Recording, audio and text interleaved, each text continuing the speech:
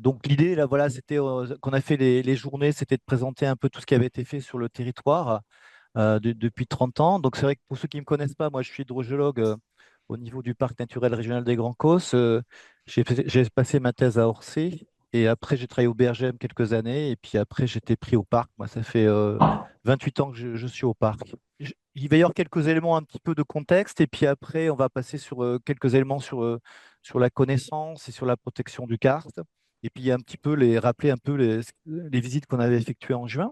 Cette carte est bon, un peu ancienne, mais c'est pour rappeler un peu le territoire du parc. La limite est en vert là sur cette carte.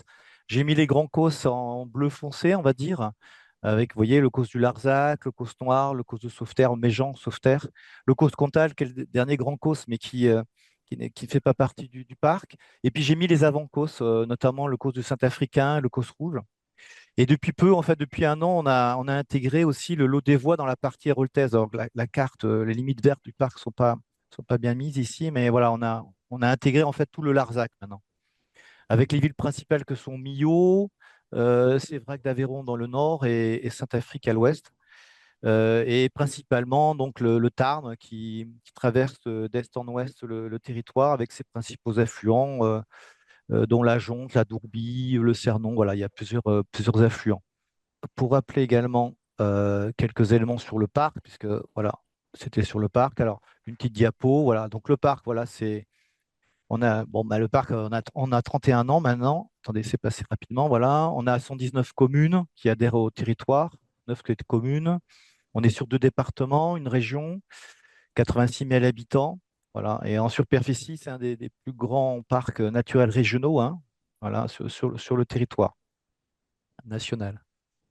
Alors, quelques éléments sur le karst aussi que j'avais présenté rapidement aussi. Alors, avec toutes les études qu'on a lancées là depuis une trentaine d'années, on a vu bien sûr que ces réserves étaient importantes. On les a chiffrées à plusieurs millions de mètres cubes. Ces ressources, elles sont utilisées surtout pour l'eau potable. Pratiquement toutes les communes sont sur source ici sur le territoire, source karstique, irrigation aussi dans certaines zones, hydroélectricité aussi, et pisciculture. On a beaucoup de pisciculture aussi qui sont directement sur les exurgences au niveau du territoire. Et bien sûr, ces eaux souterraines elles contribuent à l'alimentation des rivières, hein, puisque l'été, c'est 100% des eaux souterraines qui alimentent nos rivières, hein, et donc c'est important pour l'économie locale. Voilà, donc ici, avec les études qu'on a menées, on a pris une année moyenne pour estimer les réserves karstiques, parce que c'est intéressant quand même d'avoir une idée de ces réserves. Et sur le territoire du parc, on les avait estimées à 250 millions de mètres cubes. Alors c'est vrai que c'est un chiffre qui est pas évident à intégrer. Et ceux qui connaissent, moi j'avais fait la comparaison avec les lacs qui sont dans le Lévézou, là, au nord-ouest du territoire du parc, avec plusieurs barrages. On a Pont-de-Salard, Pareloup, qui sont importants, lorsqu'ils sont pleins, équivalent à 205 millions de mètres cubes. Donc, vous voyez, 250 millions de mètres cubes d'eau souterraine, c'est quand même important. Et si on prend l'ensemble des grands causses, une estimation, c'est 500 millions de mètres cubes, donc, en année moyenne. On avait regardé les prélèvements également, on a peu de prélèvements en fait dans l'année, hein, c'est autour de 10 millions de mètres cubes, c'est pas grand-chose, hein, c'est 1% des apports. Et puis, c'est un territoire qui est contributeur, entre guillemets, pour les départements qui sont plus à l'aval, puisque, vous voyez, il y a 37 mètres cubes secondes en moyenne qui sort du territoire et qui sont surtout liés aux eaux souterraines. Donc là, c'était pour le petit bilan. Là, deux petites cartes qui indiquent la première à gauche, les bassins d'alimentation qui sont utilisés, entre guillemets, pour l'eau potable, c'est tout ce qui est en bleu, avec des zones qui sont assez importantes. Et puis à droite, une carte avec l'axe autoroutier OS75 qui passe sur le territoire du parc, nord-sud, on va dire, avec également les bassins qui sont concernés par l'autoroute, qui sont en bleu là, et également les traçages qui ont été effectués, je vais revenir dessus.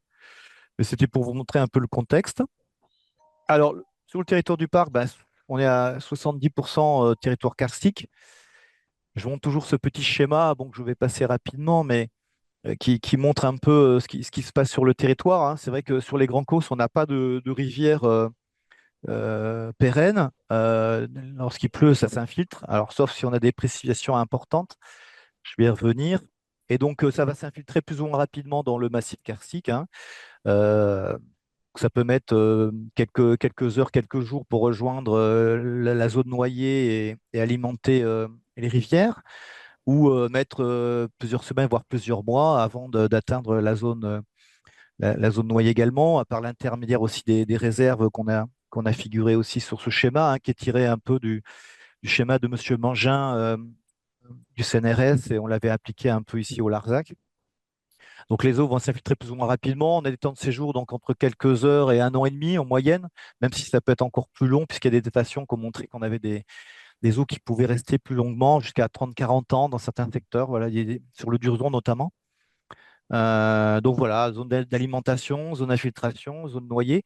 Alors ce qu'il faut retenir aussi, c'est que bah, c'était le cas là en début d'année. Lorsqu'on a des précipitations très importantes sur les côtes, notamment sur le Larzac sud, on peut avoir la création de lacs éphémères. Je vais revenir aussi. C'est ce qu'on a figuré ici sur le schéma. Bon, il faut quand même de bonnes précipitations quand même au démarrage, on va dire, puisque c'est ça qui va créer le lac au départ. Et puis après, on a un apport des eaux souterraines, des aquifères perchés là, qui sont dans les Dolomies. Et on a des sources de débordement qui vont alimenter dans un deuxième temps ces lacs, qui peuvent rester plusieurs semaines. Le plus connu, c'est le lac des Rives. Donc ceux qui sont dans le sud, là, ont peut-être vu déjà des reportages. Il y a eu pas mal Depuis quelques semaines, on parle beaucoup du lac des Rives. On a beaucoup de personnes qui viennent le voir. C'est une attraction. Donc au niveau de la zone d'alimentation, bah, c'est là où on trouve les avennes, hein, les gouffres. Là, j'en ai figuré un, là, c'est sur le Cosméjean. On a des reliefs uniformes, hein, qui sont importants. Quelques lapiaz dans certaines zones. Des dolines, beaucoup de dolines où là, il y a quand même quelques cultures qui ont été réalisées, c'est toujours le cas là sur le plateau. Ensuite, bah voilà, bon, j'ai quelques photos de juin où on a également sur le plateau, bah voilà, des figures karstiques, des réseaux, des canoles, là, on appelle ça, avec des zones d'érosion et des évacuations de matière qui ont eu lieu il y a quand même pas mal de temps. Donc là, c'est les canalettes, vous voyez, qui peuvent faire 17 mètres de haut là sur le plateau. C'est qu'on peut trouver comme figure karstique sur le territoire. Et puis on a aussi, on peut avoir également des mares. Alors ça, c'est assez récent, hein. On l'a vu avec Laurent Bruxelles notamment lors des journées. On pensait qu'à l'époque c'était des dolines importantes. Ben non, c'est des structures profondes qui sont liées à l'explosion volcanique donc, du magma qui a rencontré l'eau souterraine. Et donc, il y a des sondages qui ont été réalisés dans ces bah, entre guillemets, dolines, mais c'est des mares, qui ont montré en effet qu'il y avait des formations caractéristiques de cette formation de mares. Voilà. Et puis, alors, pour finir sur la partie plutôt, en effet, superficielle, vous voyez le lac éphémère, c'est le lac des Rives. Alors, à gauche, bah, c'est la photo qu'on a réalisée lors des journées. On voit, donc là, c'est à sec. Et puis à droite, bon, c'est pas tout à fait la même prise, hein, mais au même endroit, mais vous voyez le lac qui s'est créé, qui peut atteindre 10 à 15 mètres de haut dans la zone de dépression. Donc, comme je disais, il est dans un premier temps aux apports de précipitations qui sont importantes. Et puis, on est dans des zones basses, donc qui sont assez imperméables. Donc, les eaux sont stockées. Et puis, on a une perte qui est en fait au bout de ce lac, mais qui artificiellement a été bouchée par un barrage. On avait été le voir avec ceux qui étaient venus. Et dans un deuxième temps, on a l'apport en fait des sources de débordement des Dolomies qui sont tout autour là, du lac, qui vont alimenter ce lac pendant plusieurs semaines. On a des boulis d'eau, on appelle ça des petites sources, des boulis d'eau. On a des petites rivières qui se forment. Et donc la minération du lac change. On passe de 100 microsiemens à 400, 500 microsiemens. Ça, c'est très clair. Et puis après, le lac va disparaître, bien sûr, au bout d'un moment, avec les pertes diffuses qui restent quand même. Donc ça, c'est le lac des Rives, mais on a également d'autres lacs qui sont un peu plus au nord du lac des Rives, et toujours sur le Larzac. Là, je vous ai mis la carte des lacs qui avaient été recensés en 96, là, avec les plus importants, lac de la Salvetta, vous voyez, les Médudes, Cosne-Jules. Donc il y a tout un réseau en fait de lacs qui se mettent en place de la même façon que le lac des Rives et qui vont s'auto-alimenter en fait. On a donc des rivières de surface, vous voyez, qui sont alimentées par des eaux souterraines, qui vont alimenter le dernier, là, c'est le lac de Coussin-Joules, qui est plus au nord. On a la photo à gauche, là, sur la diapo. Et on a également la perte, justement, de la Combe, qui, en fait, récupère l'ensemble des eaux du lac de Coussin-Joules, mais qui ne peut pas, en fait, tout récupérer, on va dire. Et donc, il y a une mise en charge, en fait, de l'ensemble, et ça peut rester plusieurs semaines. Et la perte de la Combe va sur la source du Durzon, pour ceux qui connaissent, parce que là, on l'a tracé. Donc là, c'est des éléments qui sont présents dans la zone d'alimentation. Après, dans la zone d'infiltration, bah, voilà, on trouve bien sûr tous les cortèges de grottes, hein, qu'on peut avoir avec bien sûr les stalagmites, stalagmites, pas mal de. On a quand même des grottes qui sont bien connues, notamment la Veine Noire, qui est classée au niveau international. On a pas mal de choses à ce niveau-là. Et puis alors là où on a bien sûr les rivières souterraines qui peuvent être parfois pénétrables et les spéléos se régalent d'aller faire les visites. On a des fois, c'est la photo en bas à droite, des trop-pleins qui se remettent à fonctionner. Vous voyez, c'est des galeries très lisses là.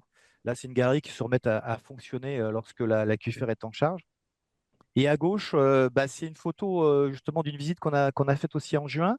On est sur le Causse Noir et plutôt sur un aquifère perché qui est exploité là, qui va être exploité pour le syndicat du Causse Noir. Étude réalisée par Antea, et donc on a pu aller par forage, euh, aller récupérer cette rivière souterraine qui n'était pas très large, à peu près à 150 mètres de profondeur, avec un forage dirigé. Il y a un petit barrage qui a été réalisé, vous voyez, et donc ça devrait être utilisé très prochainement pour le syndicat, donc une ressource plutôt perchée sur le Cosnois, puisque la ressource va alimenter l'aquifère principal qui est plus profond. Mais on a aussi ces caractéristiques, vous voyez, d'aquifères un peu perchés avec des rivières souterraines. On a surtout des dolomies là, hein, qui sont en amont. Et puis après, ben, ouais, les exutoires, hein, bien sûr. Bon, là, j'ai mis la source du Curzon, qui est une des plus importantes sur le territoire. Et puis à droite, ben, un trop-plein qui peut fonctionner. Ben, du coup, le Bounoulo a refonctionné il y a quelques semaines. C'est une source qui est à côté de Millau. Vous voyez, une rivière souterraine qui sort d'une galerie, là, alors que d'habitude, bon, ça sort à peu près tous les 10 ans, hein. Alors que d'habitude, on a la source qui est, on va dire, de 100 mètres en contrebas, pérenne. Et quand l'aquifère est en charge, bah, vous voyez, on a une rivière souterraine là, qui sort directement. C'est assez impressionnant. Donc voilà. Donc c'était pour donner quelques éléments généraux là sur le territoire. Après, donc quelques rappels de tout ce qui a été réalisé sur le territoire. J'avais un peu exposé. C'est vrai qu'on a eu la chance de pouvoir lancer de nombreuses études hydrogéologiques là, depuis 30 ans, avec l'aide de l'Agence de l'eau, de la région principalement. Euh, on a commencé par l'étude du Larzac, ensuite il y a eu le Causse Rouge, qui est un avant-Causse, ensuite il y a eu le Sauveterre Ouest, Sauveterre Est, parce que c'est un grand Causse, l'étude du Méjean, le Causse Noir, donc tous les entités ont été étudiées sur 3 4 ans. Je vous ai mis les années, hein, ça a commencé à 96 jusqu'en, vous voyez, 2021, avec le Méjean, c'était la dernière.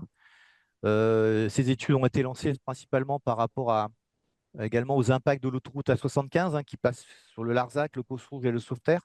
Les élus voulaient avoir des éléments sur l'incidence de cette autoroute sur les aquifères. Et il n'y avait pas eu d'études des services de l'État, donc on l'a fait au fur et à mesure en partenariat, soit avec des bureaux d'études ou des universitaires, entre guillemets. Il y a eu beaucoup de personnes qui sont venues sur le territoire travailler depuis plusieurs années. Et donc par la suite, bah, ça a permis également aux hydroagrés, même si ce n'est pas terminé, de définir un peu mieux leur périmètre de protection, hein, sur le territoire, et puis aux élus de faire attention à l'aménagement du territoire et d'éviter les zones vulnérables pour l'implantation de zones d'activité, de lotissement, etc. Donc voilà, c'est un petit rappel. Donc l'ensemble des grands causes ont été étudiés pendant 30 ans. Là, on a terminé et je vous montrerai à la fin la carte de synthèse qu'on avait présentée en juin qui reprend tous ces travaux. Bon, bah là, c'est le Larzac. C'est le Larzac. Alors, c'est la première l'étude qui avait été réalisée avec sur cette carte, les principales sources sont les petits ronds bleus. On a Millau qui est un peu caché là, qui est juste au nord là.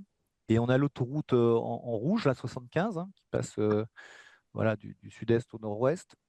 Et tous les bassins d'alimentation qui avaient été définis.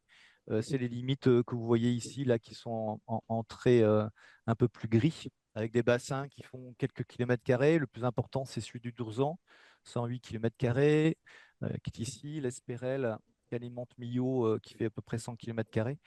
Donc voilà, ça c'est les premiers éléments qui ont été étudiés. Alors depuis, il y a eu d'autres traçages qui ont été réalisés, d'autres études, et cette carte a un petit peu évolué, mais je voulais quand même la laisser. Ensuite, il y a eu d'autres études. Donc je disais, on a eu aussi le sauveterre. Donc là, c'est un petit aperçu de ce qui a été fait avec les traçages en vert, traçages qui ont été réalisés. Les limites des bassins d'alimentation hydrogéologiques sont en bleu. Ensuite, il y a eu le Saint-Africain, qui est plus à l'ouest, avec de nombreux bassins d'alimentation définis, de nombreux traçages aussi. Voilà, c'est pour exposer. Et puis, on a terminé par l'étude du Causse Noir, qui est à l'est de Millau, qui a fait l'objet justement de présentations en juin.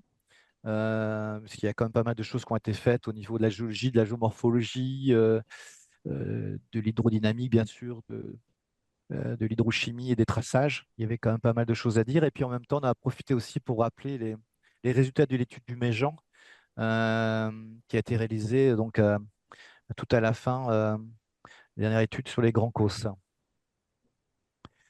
Alors, ce qu'il faut savoir, c'est vrai qu'on a utilisé quand même pas mal d'outils depuis plusieurs années. Et ce qui est important aussi, c'est ces campagnes de mesure qu'on a réalisées dans les principales rivières avec des sources qui arrivaient des fois en lit vif, qui n'avaient jamais été mesurées, qu'on n'avait pas pu faire du bilan.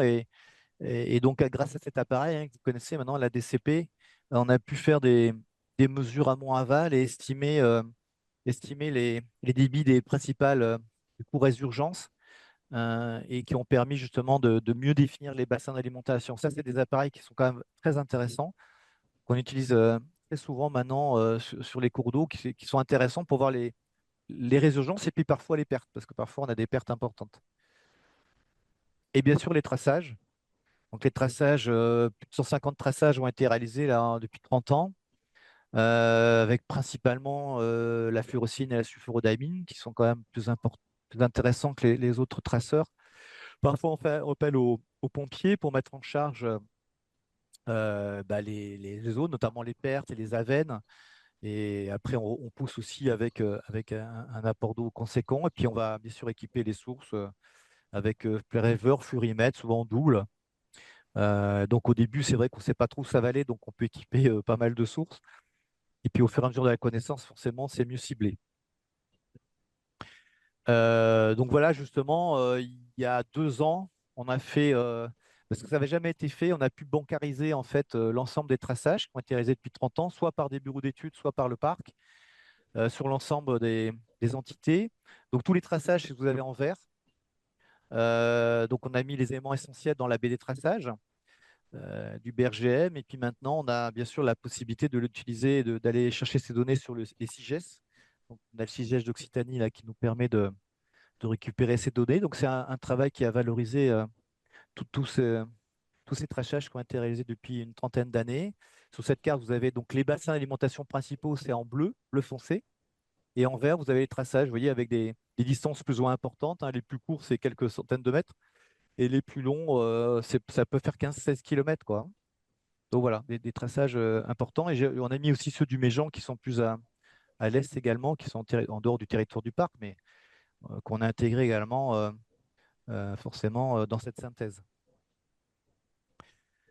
Au niveau de la connaissance et pour avoir tous ces éléments, bah, le parc, depuis le départ, a mis en place des stations de mesure et a abondé, entre guillemets, au fur et à mesure. Et maintenant, on a quand même une cinquantaine de stations de mesure sur les principales sources karstiques, qu'elles soient captées ou pas, ou privées.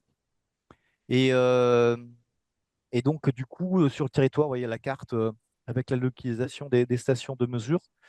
Maintenant, vous voyez, on a à peu près 40, ouais, 50 stations avec quelques-unes qui sont télétransmises, avec des mesures à la demi-heure. On a les plus longues chroniques, alors j'ai mis 25 ans, mais je crois qu'on n'est pas loin de 30 en fait pour les plus anciennes.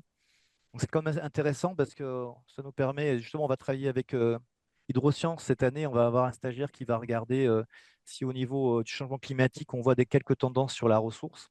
On ne l'a pas encore vu là, à part des étiages plus importants.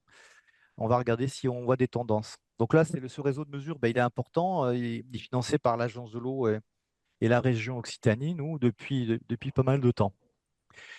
Les applications, bien sûr, de ces réseaux, bah, c'est celui des étiages, bien sûr. On a la cellule de crise au niveau départemental qui est quand même très friand des données, de voir un petit peu comment évoluent les ressources, puisque ça alimente bien sûr nos cours d'eau. L'évolution des réserves, bien sûr. L'estimation des réserves, dont j'en ai parlé. Quand on fait des traçages, ben, on peut faire des bilans de matière, hein, c'est quand même intéressant. Le fonctionnement des aquifères, bien sûr, degré de cartification, phénomène d'intermittence, comme vous avez par exemple ici à droite, j'ai mis un petit graphique, c'est la source de l'Omède qui possède quelques intermittences en décrue, toujours au même débit. Donc c'est assez intéressant. On le voit pas à l'œil nu, hein, c'est pas Fontaine-Tord, mais on voit quelques changements, il y a quelques différences dans le cours d'eau. Et puis bon, depuis quelques années, bien sûr, il y a des programmes de recherche, notamment les modèles réservoirs qui travaillent avec nos données pour essayer de mieux simuler le fonctionnement du karst. Au niveau qualitatif, on a aussi un gros suivi hein, depuis quand même 2001, ça fait 25 ans. Alors un suivi qu'on a, alors, on va dire qu'on a un peu, qui a un peu évolué depuis quelques années avec l'agence, puisqu'elle a restructuré un peu les points de mesure, mais on mesure quand même sur une vingtaine de stations plus de 100 paramètres, donc c'est intéressant quand même. Ça permet d'avoir une vigilance sur la qualité des eaux. Et puis nous, depuis l'origine, on a un réseau autour du Larzac, où on a un suivi mensuel là, qui est plus complet pour essayer de voir l'évolution des pollutions potentielles qu'on a sur le plateau. Bon, je vous ai parlé de l'autoroute, bien sûr, mais il n'y a pas que. Et donc, on mesure certains paramètres pour voir comment ils évoluent, mais de façon plus précise. Et puis après, on a d'autres réseaux départementaux ou avec la DIR, puisqu'on est chargé par les services de l'État de surveiller les sources qui sont impactées par les bassins de l'autoroute. Et puis on a suivi aussi, on a eu deux incendies en 2023 et on a suivi quelques sources par rapport au post-incendie. Et pour la partie qualité, simplement, oui, j'avais mis une diapo sur la pluie parce c'est vrai que une partie du cycle de l'eau qui est un peu moins connue, hein, pas au niveau quantitatif, mais au niveau qualitatif. Il y a quand même quelques données de chercheurs, mais on avait souhaité pendant quelques années, on a mis en place, vous voyez, des pluviomètres adaptés bien dimensionnés pour récupérer une grande quantité d'eau. Et on a fait les mêmes mesures que celles qui sont faites sur les eaux souterraines. Et alors, on avait certains éléments qu'on connaissait déjà, mais on sait que les eaux sont peu minéralisées, mais on a été étonné sur les valeurs en nitrate, puisqu'on a pu atteindre jusqu'à 8, vous voyez, 8,6 mg par litre. Moi, j'avais été étonné parce que souvent, on est à 3-4 sur les eaux qui sont peu impactées sur le territoire. Et on peut avoir 8 sur la pluie, donc faut l'intégrer. Et puis l'impact aussi, bien sûr, on avait un pluviomètre qui était pas loin d'autoroute et on a vu qu'il y a eu des impacts de teneur en HAP sur les eaux de pluie aussi. Voilà. Bon, c'est pas étonnant, hein. Sur les mesures de qualité de l'air, on voit on détecte pas mal de paramètres. Donc, alors ce suivi, on l'a gardé pendant 5-6 ans. C'était assez lourd à mettre en place et à suivre. Là, on l'a arrêté. On trouvait que c'était intéressant parce que sur le terrain, de le garder, mais il fallait des financements. Là, pour l'instant, on n'a pas pu voir avec l'agence de l'eau comment on pouvait faire. C'est vrai que sur le territoire du bassin d'Our-Garonne, je crois qu'il y a 1600 stations sur les eaux de surface, mesure la qualité des eaux. Il y a à peu près 600 stations sur les eaux souterraines. Et sur l'eau de pluie, il y a pas de station. Donc, je trouvais que c'était intéressant de peut-être au moins d'avoir un ou plus de 2 pluviomètres par département pour mesurer cette qualité. Bon, pour l'instant, ça n'a pas été mis en place.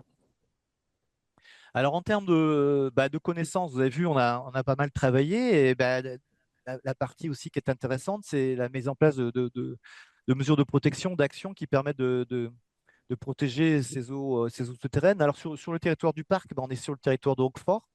Donc, on a pas mal de brebis, d'ailleurs, plus de brebis que d'habitants. Et on a la salle de traite qui fonctionne le matin et le soir hein, pour récupérer le lait.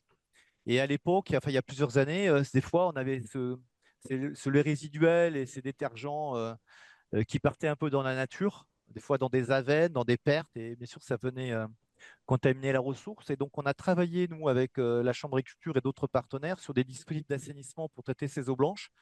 Et on a mis en place, on a eu un agrément du ministère de l'Agriculture pour mettre en place un dispositif qui comprend une fosse toute aux eaux, vous voyez à gauche là, et deux filtres à sable plantés de roseaux. Alors les roseaux là venaient d'être plantés. Vous avez après le schéma à droite. Et ce système, il permet de bien gérer et de bien traiter ces eaux blanches, donc c'est le résiduel de la salle de traite, qui est assez chargé, hein, parce qu'un lait résiduel, c'est alors les eaux blanches, c'est 3 fois plus chargé qu'un effluent domestique. Et si on passe le lait, c'est 100 à 200 fois plus chargé qu'un effluent domestique. Donc ça peut poser beaucoup de problèmes sur les eaux souterraines et voir les cours d'eau de surface, parce qu'on a des DCO, des BO qui sont très importantes. Et donc, bah, il n'y a plus d'oxygène dans l'eau, quoi, hein. Donc, les poissons ont le ventre en l'air, quoi. C'est surtout si ça arrive sur les cours d'eau superficiels. On a mis en place ces dispositifs sur une centaine d'exploitations sur le territoire. Voilà, des financements de l'agence et de la région aussi. Et ça continue. On a passé le relais aux organisations professionnelles. Donc, voilà, on a au moins géré les points noirs, entre guillemets, sur le territoire. De la même façon que l'agricole, bon, il y a l'aspect domestique, hein. On est sur un territoire où, bien sûr, il y a des villages, des bourgs, des habitations éparses. Dans un premier temps, on a beaucoup aidé les collectivités à faire leur schéma d'assainissement, hein, pour définir ce qui va être au collectif ou à l'autonome. Et puis après, les élus ont souhaité mettre en place le SPANC, hein, le service public d'assainissement collectif, donc, que je gère là depuis une vingtaine d'années aussi. Et ça, c'est intéressant parce que ça nous a permis d'aller voir l'état de ces assainissements sur l'ensemble du territoire et de programmer des programmes de réhabilitation, notamment sur les habitations qui étaient sur des périmètres de protection ou des zones de baignade. Sur ces cartes, vous avez en vert un petit peu tout ce qui est géré par le parc, parce qu'il y a d'autres collectivités qui gèrent le SPANC. Et puis après, à droite, les techniciens qui sont affectés. On a à peu près 9000 dispositifs nous, sur le territoire, avec, euh, avec des non-conformités importantes quand même dans certains secteurs. Et comme je vous disais, donc on a pu réhabiliter à peu près 400 dispositifs avec les aides de l'agence sur des zones assez sensibles, notamment des périmètres. Et donc c'était un gros travail là pendant plusieurs années. Donc ça, c'est l'assainissement. Et puis, hein, bien sûr, les périmètres de protection de captage. Alors, comme beaucoup de départements, c'est pas terminé. On a beaucoup de collectivités qui sont ici en régie. On a quelques syndicats, bien sûr, mais il y a encore beaucoup de communes qui sont en régie, toutes seules. Alors, toutes les procédures sont engagées, mais elles ne sont pas terminées. Donc, il y a encore beaucoup de travail à faire par les services de l'ARS. On avance. Enfin, ils avancent. Voilà, donc ça, toutes ces études, en tout cas, ont permis d'avoir des avis d'hydro. Donc, on les a pratiquement maintenant sur l'ensemble du territoire, mais après, les DUP ne sortent pas, donc c'est un peu embêtant. À droite, je vous ai mis une carte qui tirait d'usage à Dour-Garonne, qui indique en effet les zones à préserver pour le futur, les ZPF. Donc, tout sur la partie grand cause, donc des zones plus importantes que les périmètres de protection qui sont à préserver pour le futur par l'agence de l'eau.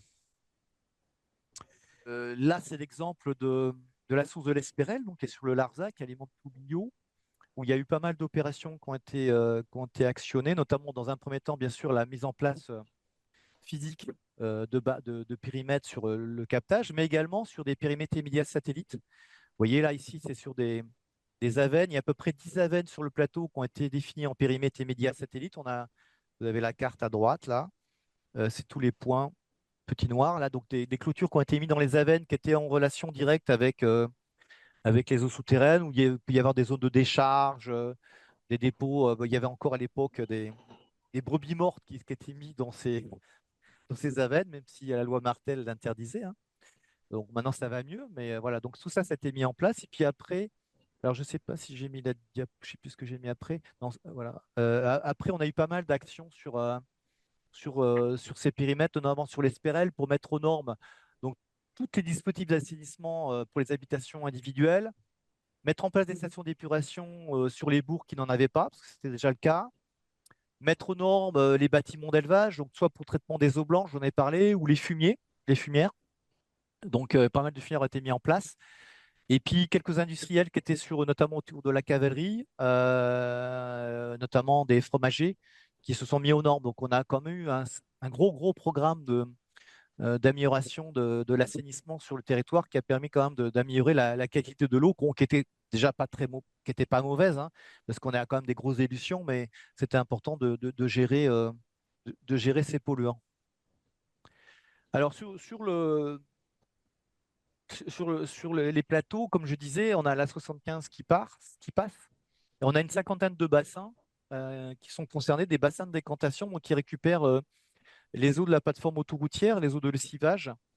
Donc, vous voyez, on a un exemple de bassin avec une photo qui a été prise aussi lors des journées, puisqu'on avait été visiter un des bassins, avec donc un bassin de décantation dans un premier temps, et en général derrière un bassin d'infiltration des eaux qui sont mieux gérés, qui sont plus clairs. On a souvent des parois siphoïdes qui vont regarder les hydrocarbures, les métaux lourds, normalement les boues vont rester au fond de ce bassin, et ce sont les eaux traitées, entre guillemets, qui vont partir dans le bassin d'infiltration. Et donc voilà, on a une cinquantaine de bassins qui sont sur le territoire. Et donc nous, depuis plusieurs années, on travaille avec les services autoroutiers. Un, pour qu'ils puissent mieux gérer ces bassins, parce qu'il y avait quand même un laisser-aller, entre guillemets, sur la gestion, notamment dans le curage de ces bassins avec les boues. Et également, on leur a proposé de réaliser des traçages sur tous ces bassins qui étaient notamment sur des périmètres de protection de captage, en tout cas pour le vérifier. Et on a fait déjà une quinzaine de traçages sur ces bassins, donc en aval des bassins de décantation, pour vérifier bah, l'appartenance de ce bassin à un périmètre de protection, et puis surtout de réaliser des pluviotogrammes. Parce que c'est vrai que les services de l'État, souvent, nous a appelés en disant il y a un polluant qui est parti, où ça risque d'aller. Donc maintenant, on a des cartes quand même qui sont assez précises, eux aussi. Et en cas de départ intempestif, donc soit de pollution chronique, soit de pollution accidentelle, et on en a quelques cas de temps en temps, eh ben, on sait comment le polluant va arriver au niveau de la source visée, et quelles sont les mesures de sécurisation qui sont à prendre par la collectivité ou le syndicat. L'idéal, c'est de faire un traçage en haute eau et en basse eau. Bon, là, on en a fait au moins un, c'est quand même intéressant. Et donc, ça a été fait notamment sur le Larzac.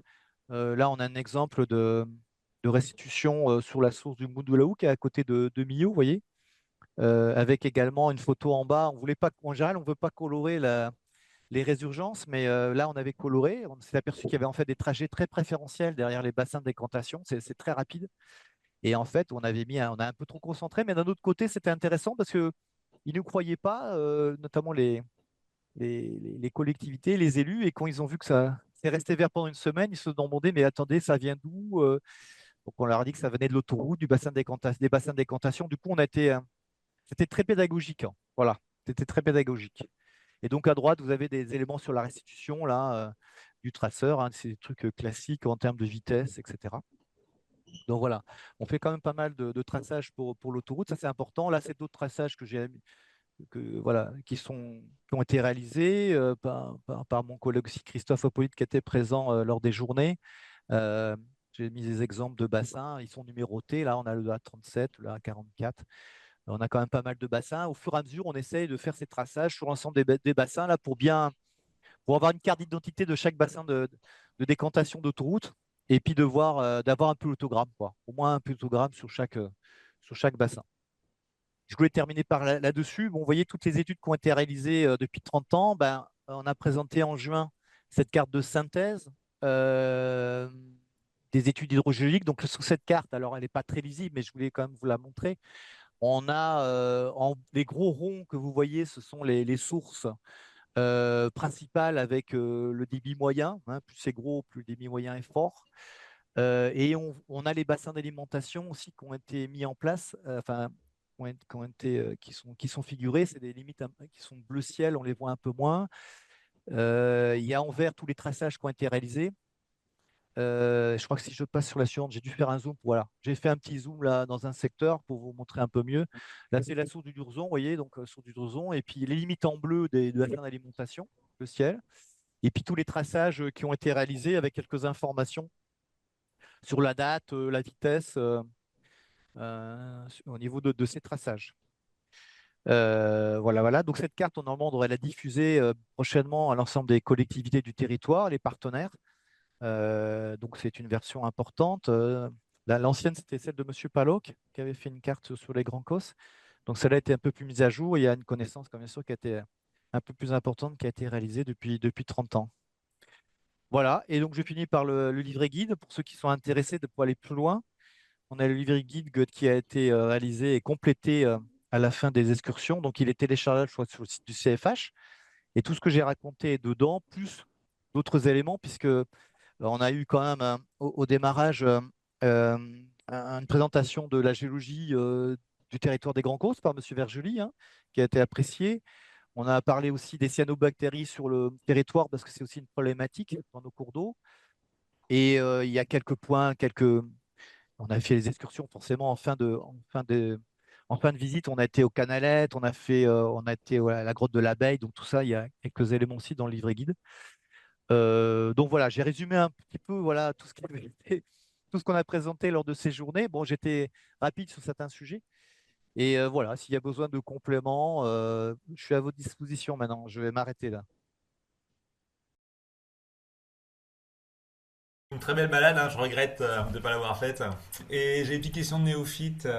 Déjà, d'une part, quel est le deuxième élément utilisé pour le traçage? Donc, il y a la fluorécéine et puis C'est un autre. la sulforadamine. Et Ouais. pourquoi on utilise plus celle-là que l'autre? Eh ben, si tu veux, ils sont plus persistants, on va dire, dans l'environnement. En fait, ils donnent davantage de résultats par rapport à, par exemple, l'éosine ou l'aftionate, etc., qui sont intéressants, mais qui, voilà, où on a moins de, on va dire, des résultats qui sont moins intéressants. Des fois, on les retrouve pas d'ailleurs, hein. Voilà. Ah oui, Donc, d'accord. bon, c'est pas moi qui fais, voilà, c'est la littérature hein, qui montre que ces deux Oui, traceurs oui. sont quand même plus intéressants. C'est Ce les qui est deux, hein. intéressant, c'est qu'on peut les utiliser en même temps parce qu'on n'a pas la même longueur d'onde, si tu veux, au niveau des résultats. Donc, c'est intéressant, on peut l'utiliser en simultané pour faire des Ah d'accord, multitraçages. petit. Et sinon, donc, vous avez fait de la mesure de débit près des sources avec méthode Doppler.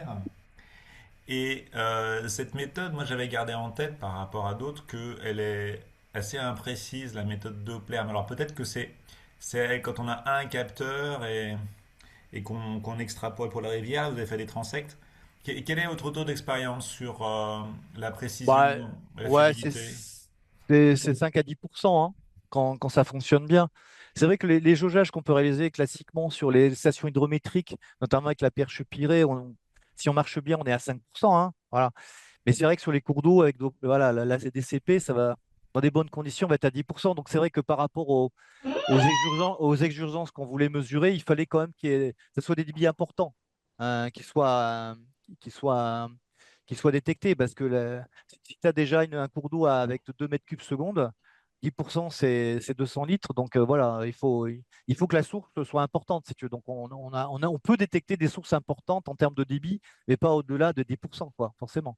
C'est Ouais, d'accord. l'incertitude de la mesure. Après, je sais pas s'il y a des spécialistes hein, de la DCP, mais voilà, mais c'est comme intéressant quand même. On a des mesures qu'on peut faire là dans le cours d'eau, en amont, aval, on peut faire des profils et descendre. C'est quand même intéressant de voir les apports au fur et à mesure. Mais après, il y a encore des incertitudes, oui, sur la démarche, oui. Ouais, d'accord. Mais l'avantage, c'est que ça a l'air d'être rapide et puis C'est rapide, pratique. oui, oui, Hein, c'est assez ouais. rapide. Bah, ça dépend de la largeur du cours d'eau, en effet. Bon, on fait quand même deux, trois allers-retours en amont et en aval. Bon, je dirais en 2 heures, on peut faire une mesure. Enfin, voilà, on peut détecter une résurgence. Merci. D'ailleurs, est-ce que il arrive qu'il y ait en fait des modifications des bassins et qu'il y ait un peu de basculement de l'un à l'autre éventuellement suivant les circonstances? Est-ce que c'est quelque chose que vous avez vu?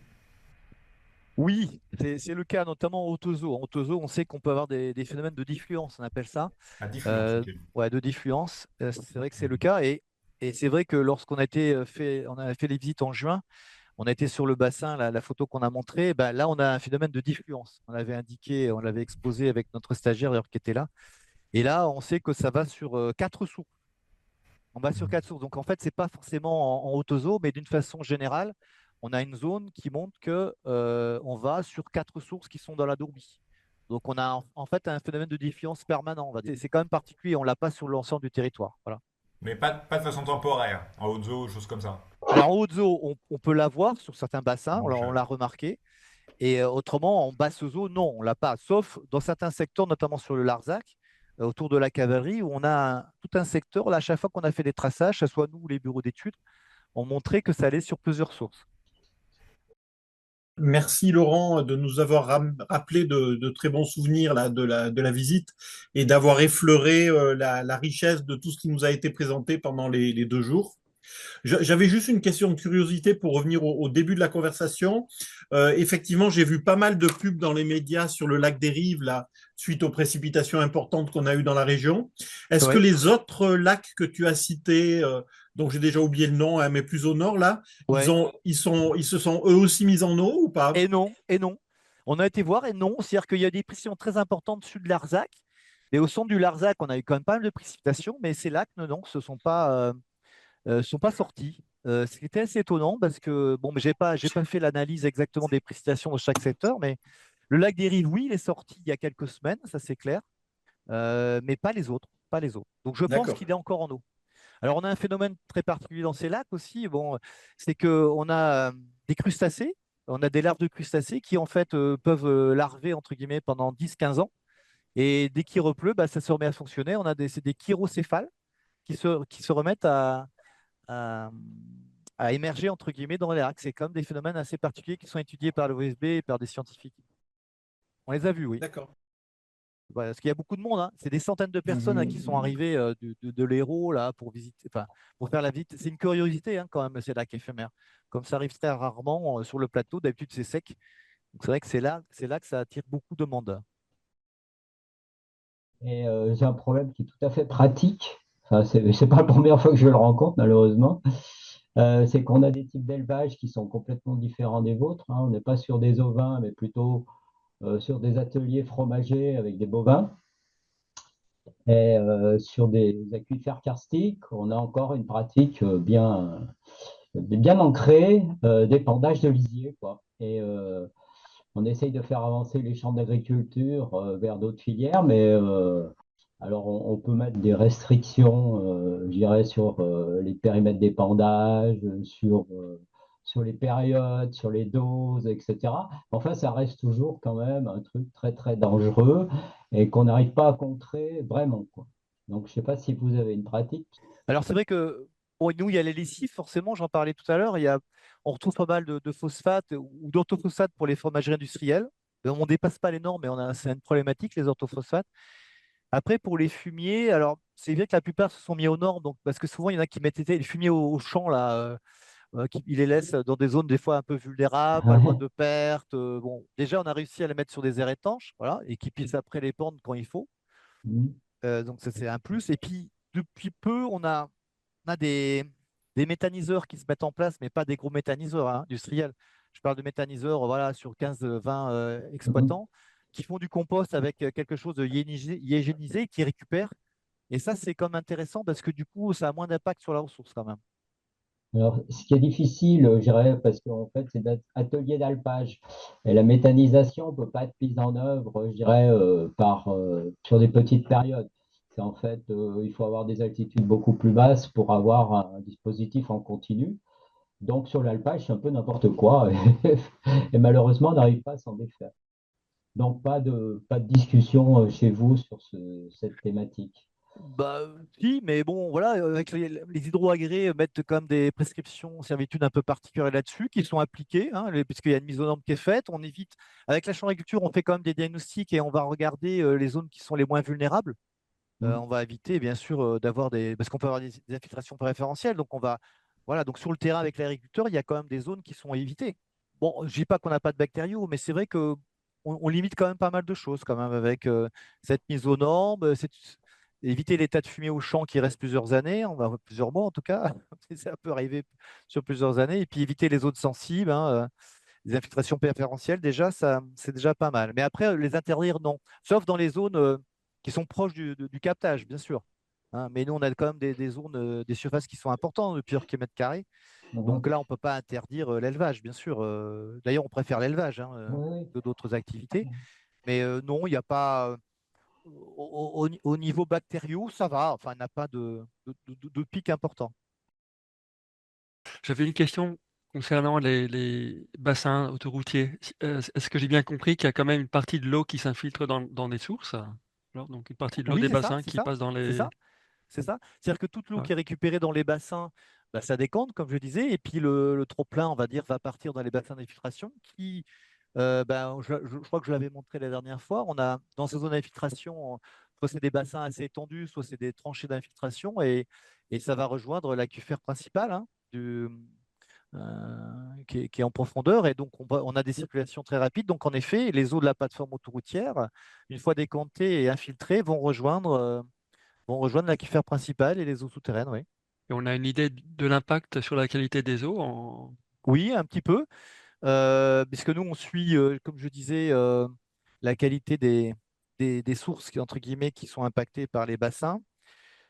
Alors, on le voit mieux sur des petits bassins d'alimentation, parce que là où il y a beaucoup de dilution, c'est plus difficile. Mais ce qu'on a remarqué depuis 3 ans, parce qu'avant, on ne le voyait pas, mais comme les limites de quantification au niveau des labos se sont bien améliorées, on voit en effet qu'on a davantage de plomb, zinc, aluminium et cadmium sur les sources qui sont impactées par les bassins d'autoroute.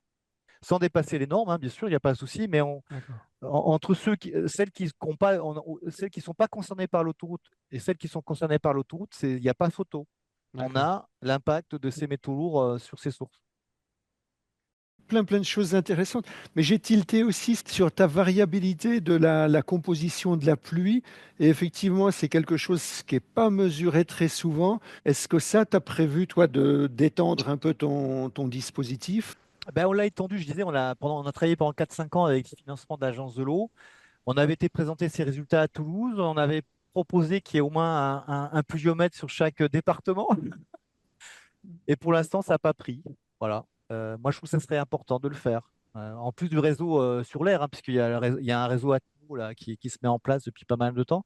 Je trouve que sur l'eau de pluie, ça serait pas mal pour voir, notamment par rapport aux fonds géochimiques, parce que il y a d'autres, on a du naphtalène qu'on avait aussi trouvé, et je l'avais dans l'eau de pluie. Moi, je pensais pas. Donc, c'est vrai, comme tu dis, quand on fait les bilans, on a pas mal, on interprète des éléments sur les eaux souterraines, sur les eaux de surface, mais en fait, compte, on l'a déjà des fois dans la pluie. Donc c'est quand même important de l'avoir. On a des variabilités aussi importantes dans l'année. C'est pas évident non plus, mais au moins si on avait quelques mesures, bon, je trouve que ça serait pas mal d'avoir ces éléments du cycle de l'eau hein, qu'on connaît un peu moins. Il y a une question sur le chat. Vous avez eu une problématique cryptoporidium, c'est ça? Les cryptosporidium, non, on n'en a pas trop. Non, on n'a pas trop de problématiques sur ce. Une petite question. On parle des grands cosses, mais en fait, on ne parle pas de ceux qui sont autour, les petits cosses, en fait. Et c'est dommage qu'ils soient toujours. Je disais, depuis 1 an, nous, on a intégré la partie sud, mais on ne l'avait pas auparavant, historiquement. Nous, on a travaillé sur l'ensemble des zones karstiques, hein, Grand Causse ou Avant Causse, etc. Donc, c'est vrai, comme vous dites, Blandas, il y a notamment Cénote qui a travaillé dessus. Nous, on n'a pas pu travailler encore dessus, mais il y a encore une étude là qui va être lancée prochaine. Alors, c'est vrai que ça ne va pas intégrer le Blandas, mais le BRGM va lancer, je crois que j'ai vu Jean-Pierre Maréchal, qui va intégrer la partie sur l'Allergue. Là, toute la partie sud, on va avoir des éléments complémentaires. Mais j'espère on pourra faire au moins une synthèse, en effet, de ce qui a été fait sur le Blandas et voir s'il n'y a pas des traçages complémentaires à faire, bien sûr. Tu parlais un peu de l'estimation du volume total qui est stocké dans cet ensemble-là. Tu parlais après ça de temps de séjour qui est relativement court, mais avec des Ouais. zones où tu avais pu trouver des temps de séjour jusque vers 30-40 ans.